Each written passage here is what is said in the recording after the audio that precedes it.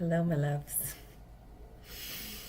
So I just had a really big breakthrough and felt really called to share it with whomever. So we spend a lot of time focusing and talking about shadow work and coming to loving and accepting our shadow aspects and our darkness, because darkness and light balance duality, right? But we spend a lot of time talking about the shadow work and doing the shadow work, and it's necessary. I don't want to downplay the shadow work at all. That's not the intention of this message. What I just did was what felt like the opposite of shadow work, and so the only thing that my brain right now can come up with is light work, and not as far as like a light worker spreading our energy and raising our vibration for the collective, but light work as meaning I was sitting here listening to some songs while I was doing a puzzle on my computer, and some love songs came on, and it's not really like, it's not an old hat for me, excuse me, verbal confirmation, to listen to or sing love songs like to myself, like from my masculine to my feminine or vice versa. What happened this time was my shadow or ego was singing to my light higher self, to the light aspect of myself. And it started out with like this song about like, I'm not the devil that you think I am, and I think by Cody Jenkins, and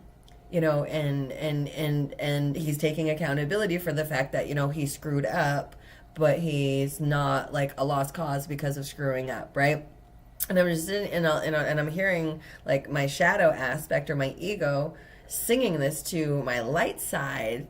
And then I started looking at myself in the mirror and singing it, and I'm like, wow, okay, no, this is like huge growth, because I've always known that as an extremely bright person that I've always naturally been, that means equally, I've internally known that means I equally have as much darkness, because balance.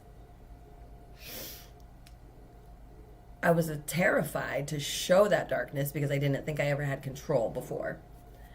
So listening to that like aspect be like, I'm not that bad, and then like it really like started this whole balance and integration and acceptance of where my shadow needed to forgive the light aspect for being like toxic in lightness and being so focused on being loving and light towards others that we weren't taking care of ourselves. So I had to, like, my ego just forgave my light side and my inner child, I guess. Like, I'm not even sure what terms here, but I'm just like, it was the opposite of sitting with like the things that I've done or the things that I've been like embarrassed of or repressing. Like, it was because I've never been embarrassed, and I'm not saying that I'm embarrassed now or having shame, but like I've never seen it through that perspective where all of that love and light that I was giving to the point where I was depleting myself was unhealthy and like needed to let the ego, whose job it is to make sure I stay alive and take care of myself before I try to go out and care for others, right? Like the ego's job is to put your oxygen mask on your face first so that you can breathe while you're trying to help others put their oxygen mask on. And so I just like had this moment where my ego forgave my inner child for being a people pleaser. And I no longer, like, and I'm telling you, like, such a big mind blow. Like, my brain literally was like, oh, for a few minutes afterwards. Like, it still kind of is like, girl, like, what? So yes, do the shadow work. Do the shadow work, please. Like, it's vital. But it's also vital to let your ego have its moment of being like, hey, you kind of owe me an apology for squashing me down for so long that you were, on the brink of, you know what I'm saying? Like, I literally was. Like, I was a literal walking skeleton at the lowest point for myself. Like, and I'm not a big girl to start with, so I didn't really have a whole, you know what I mean? Like, and I don't, like, and that's, in that physical representation, like, that's the outer reflecting the inner. Like, I was giving so much, like, literally giving everything that I had and not giving myself, not keeping any for myself, not giving myself anything, that my physical outside vessel was starting to literally just become skin and bones.